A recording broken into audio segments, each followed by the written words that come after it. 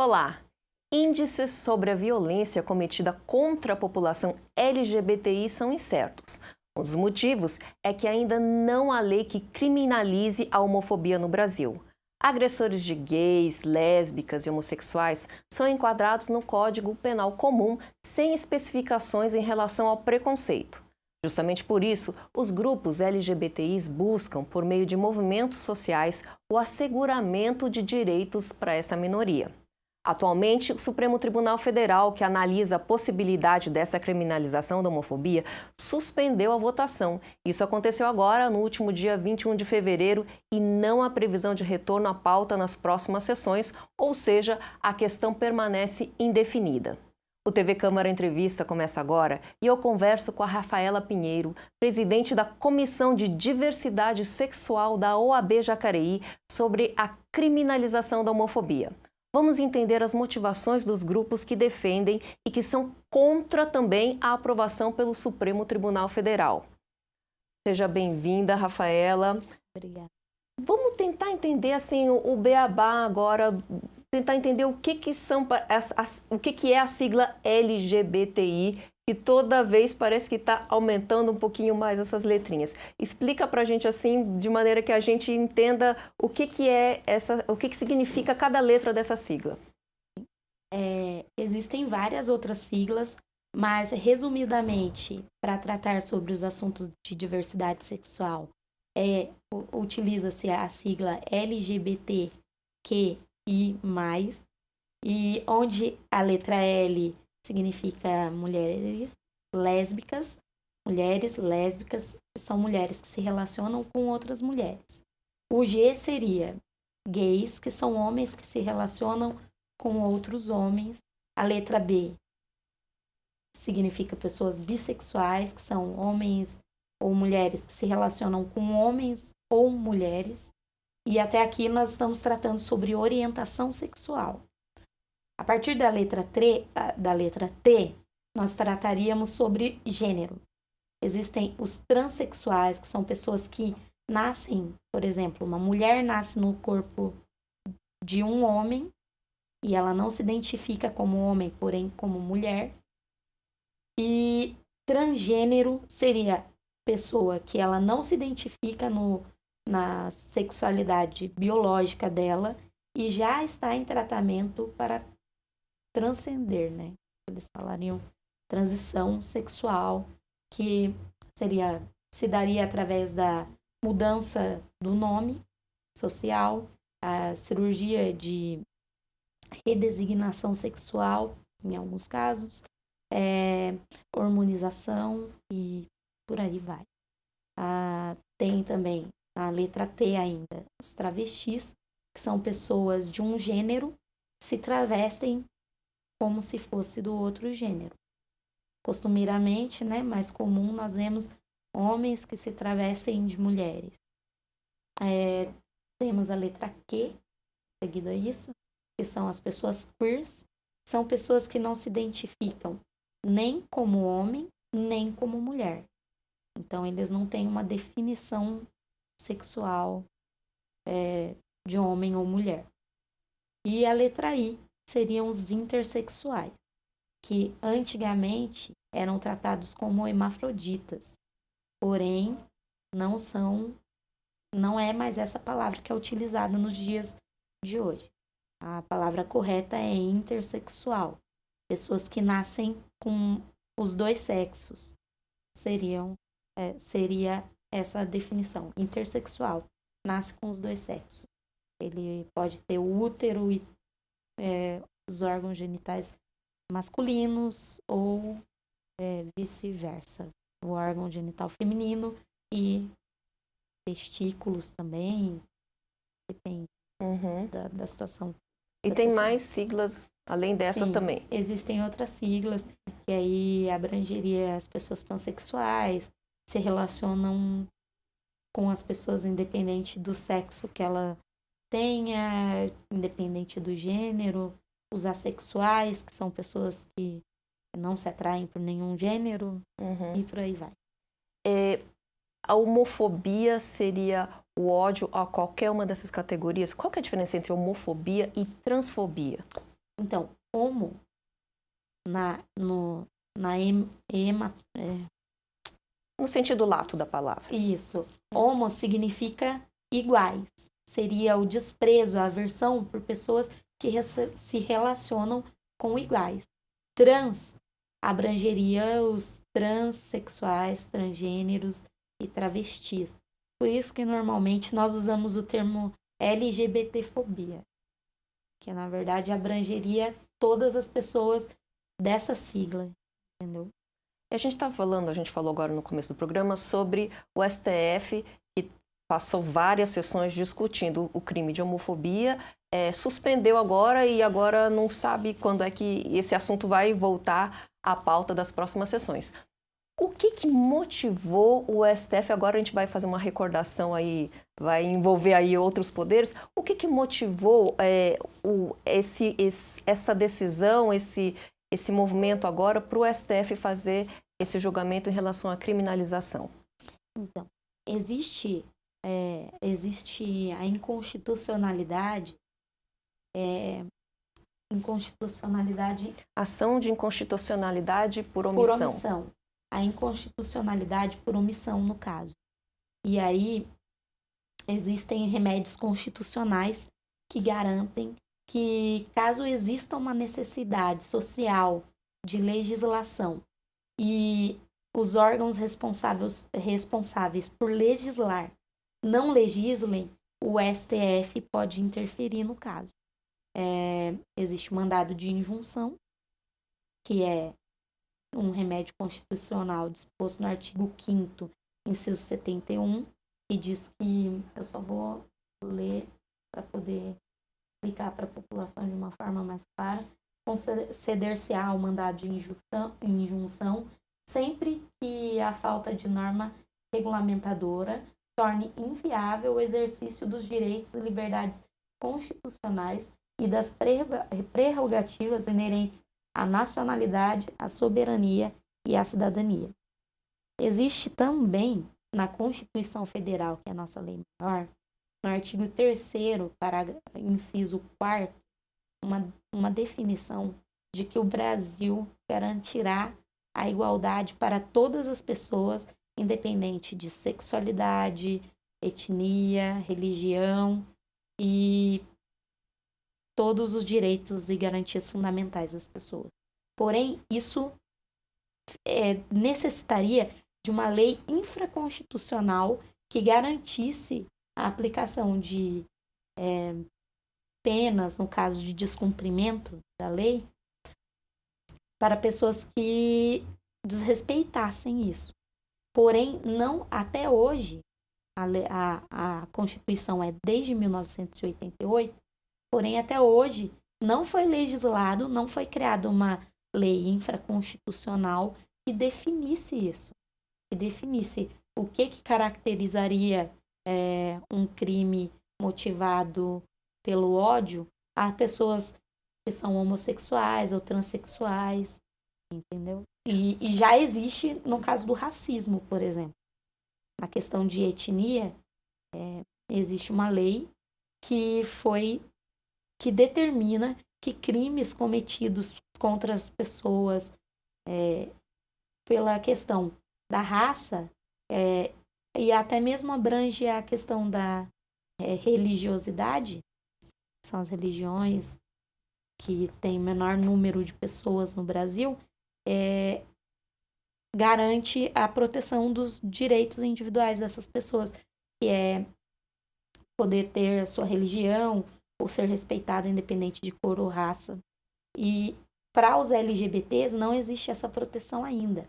Tendo em vista que o Brasil, segundo as estatísticas, é o primeiro país do mundo em mortes motivadas pelo ódio à sexualidade das pessoas, e o crescimento atualmente é bastante... A gente consegue verificar isso, esse crescimento... Nossa, tô nervosa. Tranquilo. Rafa, deixa eu te fazer... Tô perdida aqui. Peraí. O mandado de injunção e essa ação de constitucionalidade por omissão, essas duas, não sei se eu posso chamar de ações, elas são motivadas, em suma, porque não existe uma lei, porque Não existe uma omissão em existe uma relação omissão. a essas violências que estão acontecendo. Quem são os autores? Quem que está provocando isso junto ao STF? Existe um pedido que é de uma ONG LGBT e um outro pedido que foi feito posteriormente, que é de um partido, que é o PSL, Partido Socialista. Era um partido político mesmo. É, um Partido Socialista. Partido. Não, é socialista. Partido Socialista. Não me recordo. É um pedido de um partido político e um partido motivado pelos movimentos sociais LGBTs. Certo.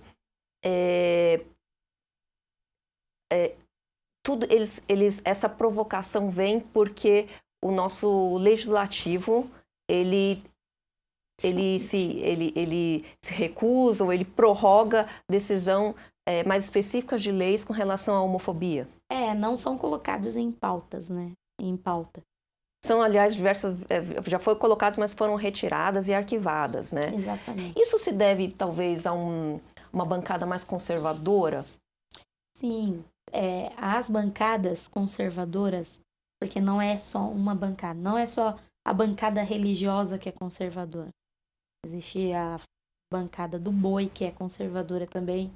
E entre si, Do boi se diz que são as bancadas ruralistas. Os ruralistas, também da bala, que são que são a favor da...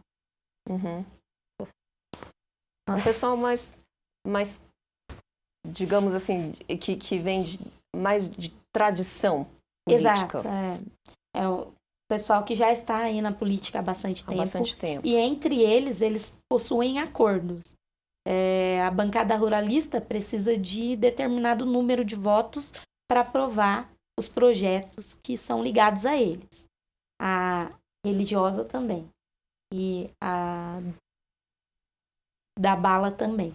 Então, isso acaba fazendo com que entre eles, fechem acordos que impossibilitam a passagem de projetos legislativos que tratem sobre assuntos que eles consideram impossíveis de legislar, como, por exemplo, a liberação do aborto, LGBTfobia, até mesmo o casamento LGBT foi decidido pelo STF.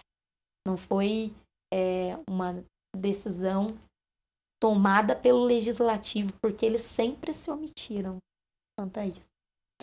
Mesmo o direito ele sendo líquido e certo para essas pessoas, porque a nossa Constituição ela garante que todos são iguais perante a lei. Então, se um casal heterossexual possui o direito de se casar e, através disso, ter acesso à herança e todos os outros benefícios que envolvem o casamento, por que um casal LGBT não teria esse direito, né? Então, acabou por outro tipo de decisão, não é a DIN, nem o mandado de injunção, o STF decidindo que deveria sim haver a união civil dos casais LGBTs e, seguido a isso, foi determinado o casamento LGBT. A autorização para que as pessoas do mesmo sexo ou transexuais até mesmo possam se casar. Agora vamos voltar à questão da criminalização.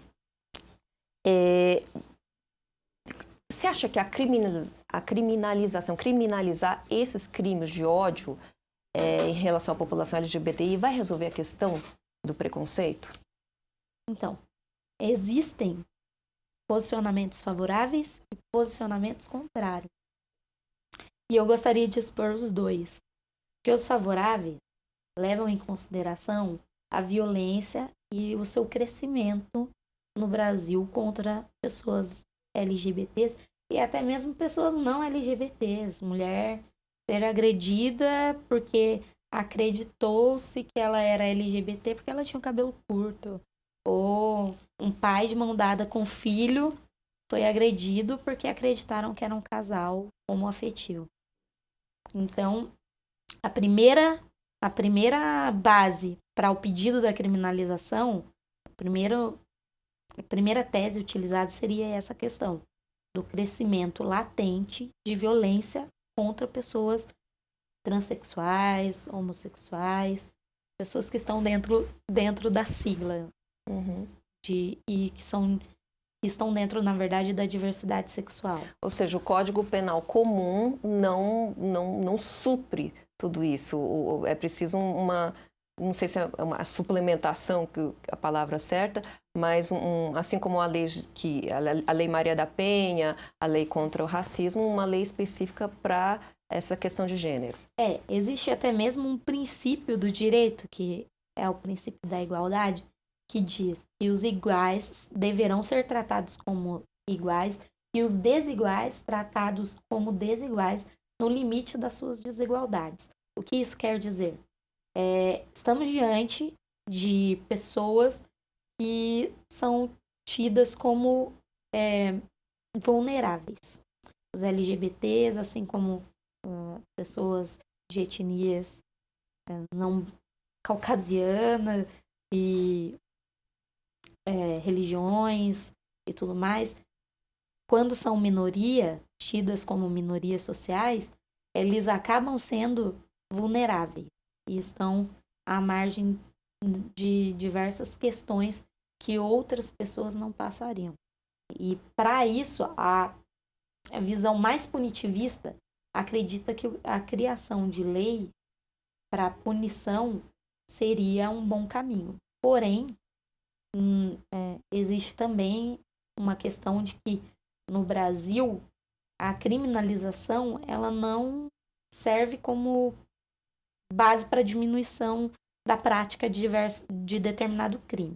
Podemos analisar isso pelo feminicídio, que é um crime bastante recente, e houve, essa criminalização há pouco tempo, se não me falha a memória, 2016 ou 2017, não me recordo. Por aí. E estamos em 2019 e até em fevereiro de 2019, e até o momento, mais de 100 mulheres com certeza foram mortas pela questão do seu gênero. Então, a criminalização, ela precisa ser analisada também na questão disso. Só criminalizar não vai resolver a situação da LGBTfobia. Por quê? Porque a necessidade maior é que exista a conscientização e a educação das pessoas com relação a tratar o outro da mesma forma que gostaria de ser tratado, independente de sua forma de pensar, sua etnia, sexualidade, religiosidade. E no Brasil, infelizmente, é muito claro que isso não acontece hoje. As pessoas se sentem à vontade em praticar violência contra outras pessoas simplesmente por serem diferentes do que ela tem como padrão social do que seria correto.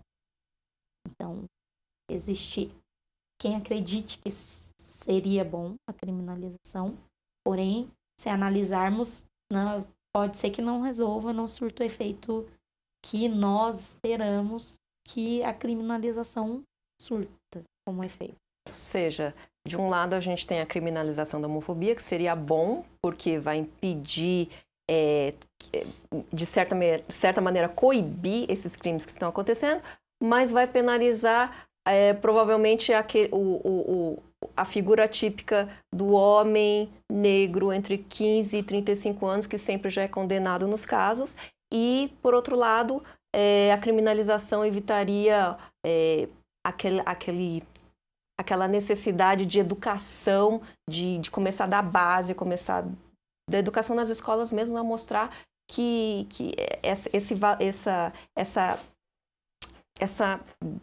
que não deveria existir essa diversidade ou esse olhar diferente para com as outras pessoas. Então, tem o lado bom e o lado ruim da criminalização. E ainda existe a questão, nas pessoas que são contra, a questão de que no Brasil a ressocialização não é eficaz.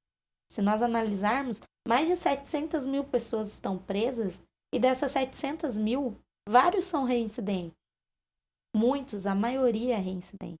Ou seja, já estiveram no sistema carcerário, já foram presos anteriormente por prática de outros crimes, porém, como não existe uma ressocialização eficaz, voltaram ao convívio social, porém, praticaram novamente novos delitos.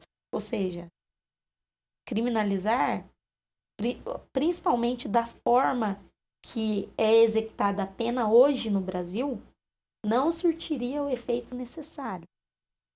Nós temos uma necessidade de alguma ação para coibir a violência contra os LGBTs. Porém, talvez a criminalização não seja o melhor caminho. Porém, tendo em vista o crescimento do conservadorismo e de alguns posicionamentos mais radicais com relação a esses padrões que eles não aceitam socialmente, são bastante latentes no Brasil, existe a necessidade da criminalização, porém, talvez não da forma que está sendo feita atualmente. Uma ótima questão aí para a gente pensar e para criar minhocas na nossa cabeça em relação a isso. A gente opta pelo talvez menos pior para a população LGBTI, né? Porque não é o ideal, ainda assim não é o ideal. Rafa, vamos dar um intervalinho. TV Câmara Entrevista de hoje conversa com a Rafaela Pinheiro sobre a criminalização da homofobia. Nós vamos para um rápido intervalo, mas voltamos já.